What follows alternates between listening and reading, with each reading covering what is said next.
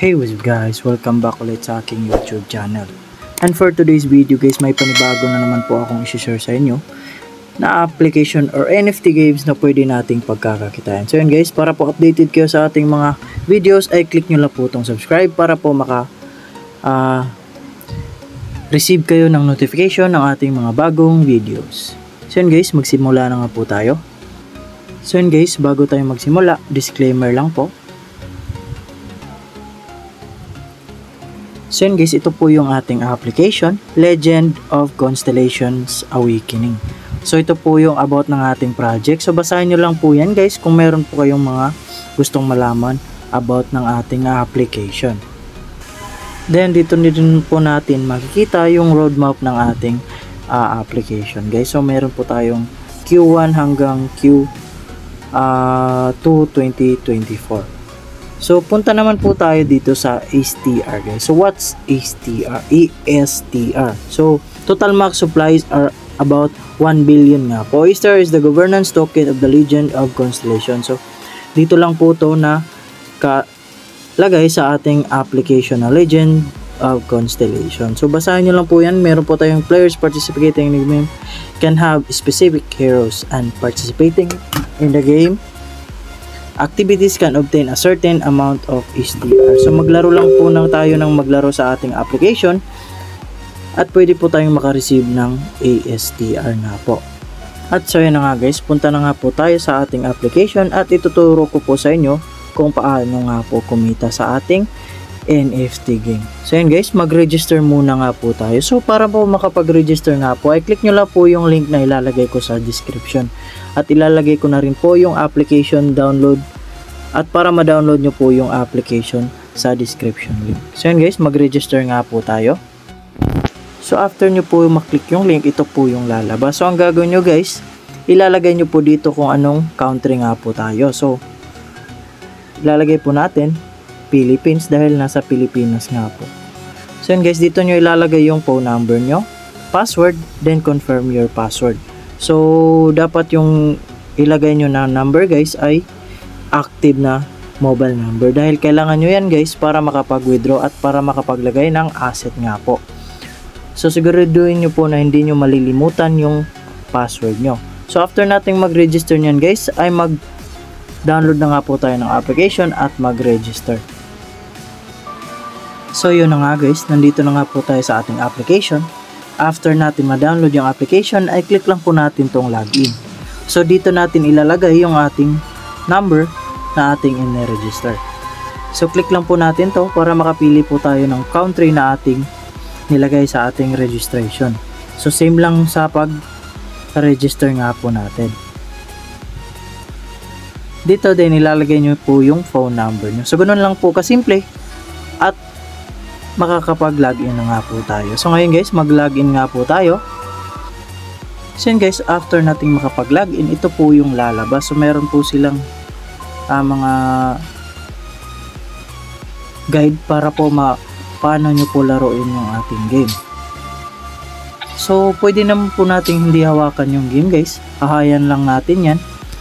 So ito pala yung tatlong character or main hero na pwede po tayong kumita. So Cassiopeia, Phoenix at saka si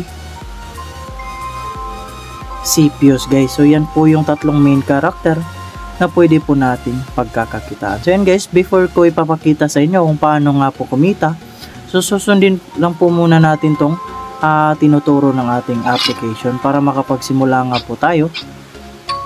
So hayaan lang po natin yan at mag-auto attack lang po yan. So ganun kasimple lang po yung ating laro at kikita na nga po tayo dito.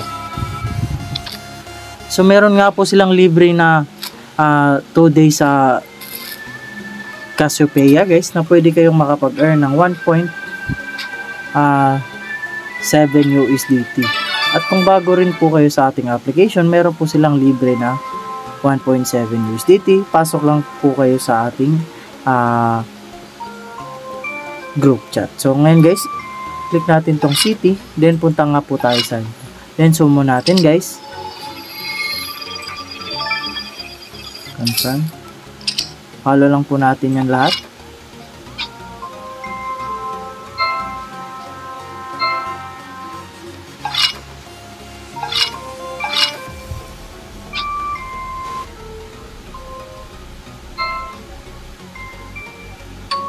Ganun lang kasimple guys.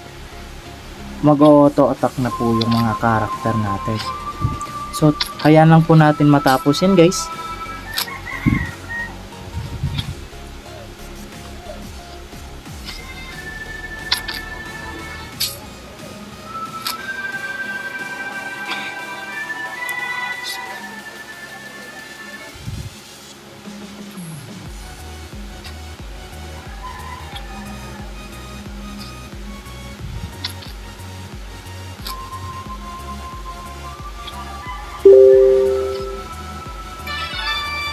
So yan guys,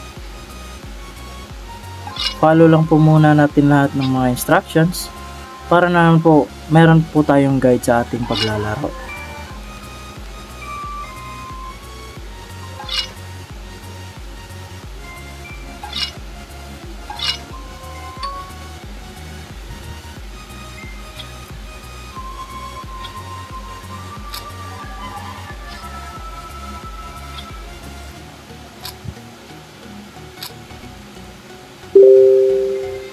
So yan po si Cassiopeia nga po guys. Yan yung main hero sa ating application. So kikita nga po tayo nyan guys. So makikita nyo Cassiopeia nga po yan. So 48 hours lang po natin siya magagamit. So makakapag-earn na nga po tayo nyan. So click lang po natin tong profit. So libre pa yan guys. Wala po tayong ginamit na pera dyan. So mag-mine, then click lang po natin tong dispatch, then ilalagay natin dito si Cassiopeia. So dispatch natin yan. So after 1 day guys or 24 hours, makaka-receive na nga po tayo ng makikita natin dito kung ilan po yung marireceive natin sa profit. So click natin tong profit guys. So meron po tayong 2.16 ASTR. So napakalaki na po nan guys. So libre lang po yan.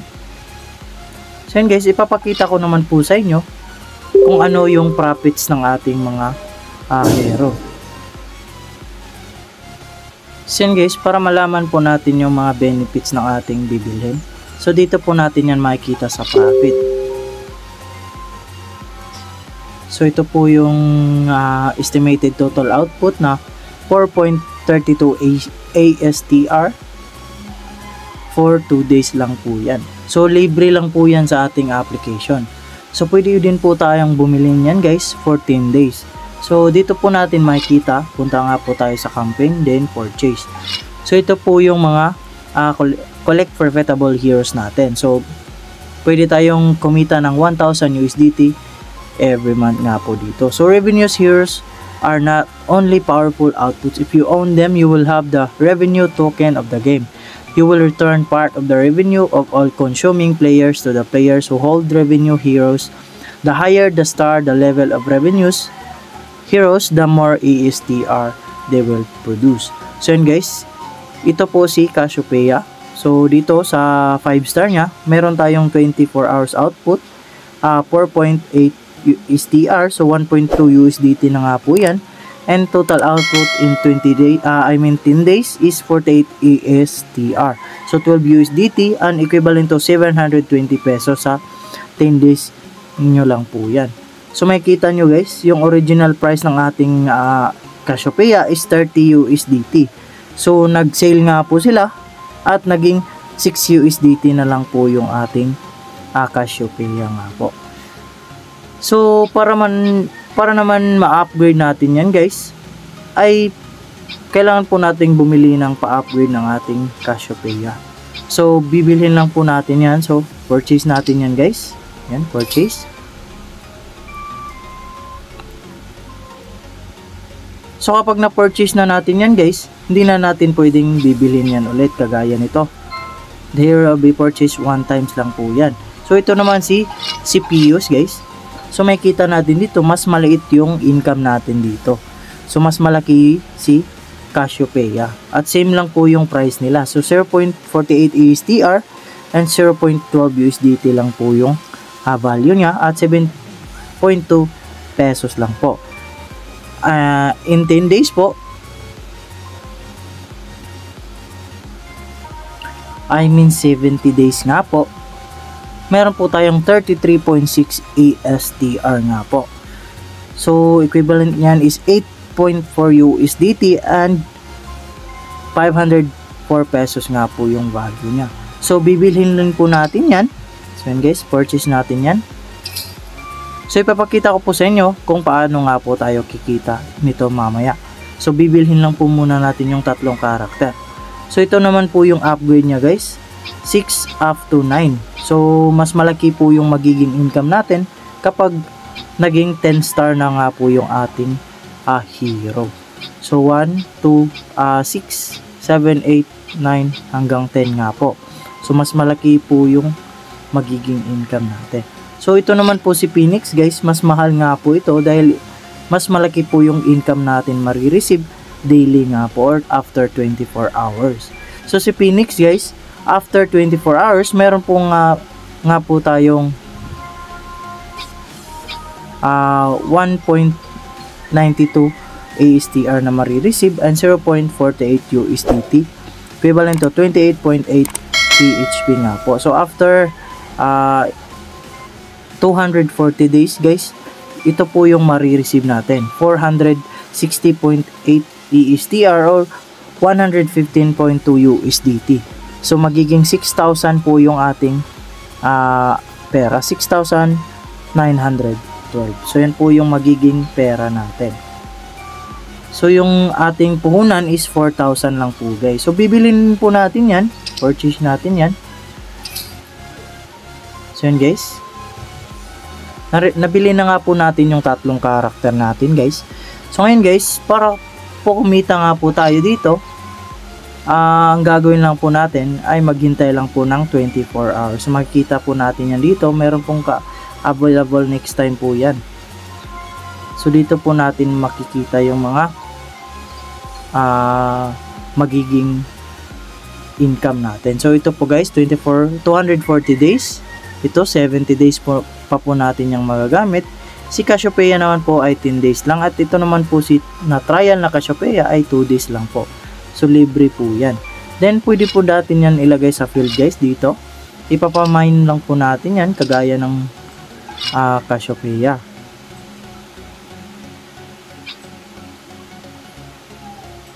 Dito po natin ilalagay yan. I-dispatch lang po natin yan dito sa ating mining po.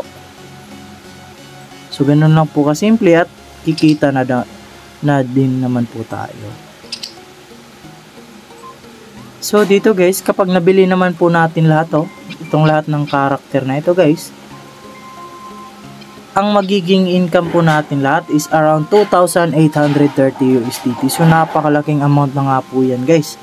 Then ito naman po si CPUs ay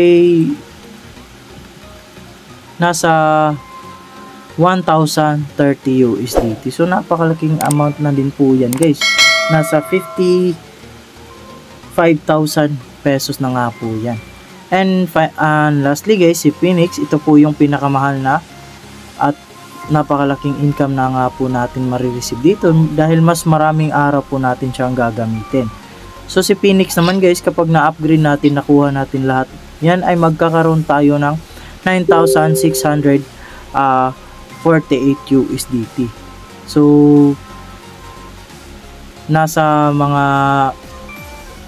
500,000 guys or lagpas guys. So yan po yung magiging income natin kapag binili po natin lahat ng 5 star hanggang 10 star ng ating Phoenix nga po.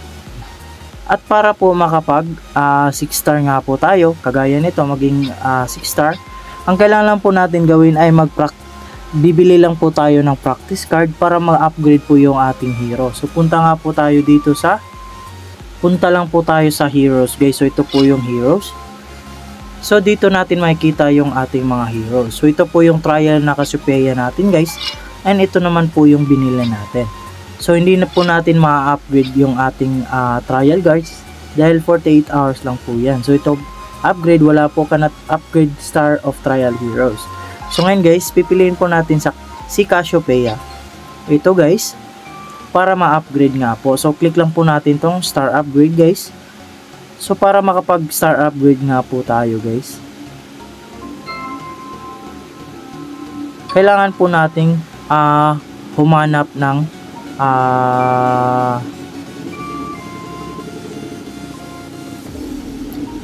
practice card nga po. Ito po yung practice card natin guys. So ang gagawin natin guys, bibili nga po tayo niyan guys para makapag upgrade nga po tayo. So yan po yung ating cultivation card guys. So yung original price niya guys is 10 USDT. So ngayon guys, 3 USDT na lang siya guys. So kung yung bibili natin guys is 10. So 30 USDT guys para makapag 6 stars nga po tayo. At kung meron naman po kayong available coupon ay pwede nyo pong ilagay dyan para makaless nga po tayo sa ating cultivation card. So ganun lang po kasimple guys at makakapag 6 na nga po tayo. So yun guys, bibilin po natin yan. So yun guys, na-purchase nga po natin.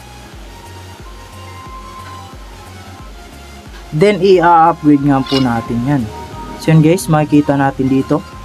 Naging 6 star na nga po yung ating Cassiopeia. So yun guys, punta po tayo dito sa field guys. Dito po tayo sa mining guys, Pars Mining. So i-dispatch po natin yung mga pwede po nating magagamit na karakter dito. So dalawa na nga po yung ating Cassiopeia, may 6 at may 5. So i-dispatch po natin yan.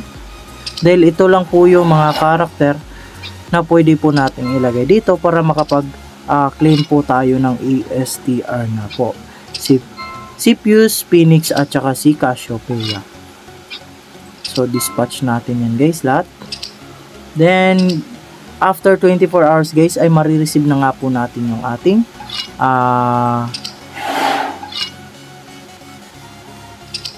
ASTR. So dito po natin yan makikita sa profit. So meron po tayong 6 stars. Meron po tayong 5 star na Cassiopeia. So dalawa po yung ating tatlo na nga po yung ating Cassiopeia. So ganun lang po kasimple guys. So yung 6 stars guys ay magagamit natin yan up to 150 days nga po yan. Mas matagal po natin siya magagamit kagaya nitong ating 5 star dahil 10 days lang. At ito yung trial is 2 days lang po. Then ngayon guys, ituturo ko naman po sa inyo kung paano nga po kumita ng pag-i-invite. So, meron po tayong rewards and commission dito sa pag-i-invite lang po natin ng ating mga friends. At kung paano naman po maging promotion partner. So, click lang po natin tong invite guys. Dito natin makikita yung ating QR code or invitation link. So invitation code, ito po yun guys. So ito po yung ating reward kapag nakapag-invite nga po tayo. Invite friends to play together. So ito po yung mga rewards natin. So yung gagawin nyo lang po guys ay click nyo lang po itong share or copy nyo lang po itong link. Then isi-send nyo lang yan sa friends or contacts nyo or sa inyong social media account like Facebook, Instagram, Twitter, or Telegram. Kapag nag-register sila gamit yung link nyo guys at nakapag laro sila sa ating application ay pwede po tayong magkaroon ng commission.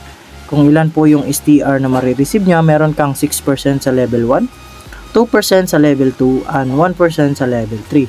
For example, your level 1 user purchase NFT hero when your level 1 user earns 10 ASTR. So, meron kang 0.6 ASTR. So, ito po yung mga guide ng ating pag-i-invite. So, basahin nyo lang po yan guys. Yan po yung mga invitation natin. So ngayon guys, ituturo ko naman po sa inyo kung paano nga po mag recharge nga po dito. So click lang po natin to guys. Kung gusto niyo naman sa ESTR, dito tayo sa USDT. So meron po tayong dalawang process ng ating pagdi-deposit. Meron pong GCash, through GCash or through crypto lang po. So, click lang po natin, try po natin USDT. So, meron po tayo ditong USDT. So, 0% fee nga po yung ating USDT or TRC20. At kung gusto naman po natin sa GCash, ay meron pong 9.5 fee nga po yan. I mean 9.4. So click po natin yan. Nakikita natin dito, meron pong GCash. So click lang po natin tong GCash. Then, yan po yung number ng ating pagsisinda ng ating GCash, guys. Then, after natin ma-paid, ay click lang po natong I have paid. Then, i-screenshot mo lang po yan at ipapakita nyo lang po yan. So, yan guys. Kung sa USDT naman guys, mas madali nga po to at mas zero fee nga po. So, under maintenance pa nga po yung ating application. So, through GCash pa lang po yung ating re-recharge. So, ngayon guys, kapag na-receive niyo na po yung profit nyo, ituturo po ng application kung paano naman po i-convert itong STR to USDT. So, click lang po natin to guys. So, kapag meron na tayong STR guys, ay pwede po natin i-click tong max, then i-start convert lang po natin yan. So, meron pong 0.3 fee nga po yan. So, hindi naman po yan malaki. So, not bad na po. So, ngayon guys, ituturo ko po sa inyo kung paano mag-withdraw. So, punta po tayo sa campaign. Click lang po natin tong wallet.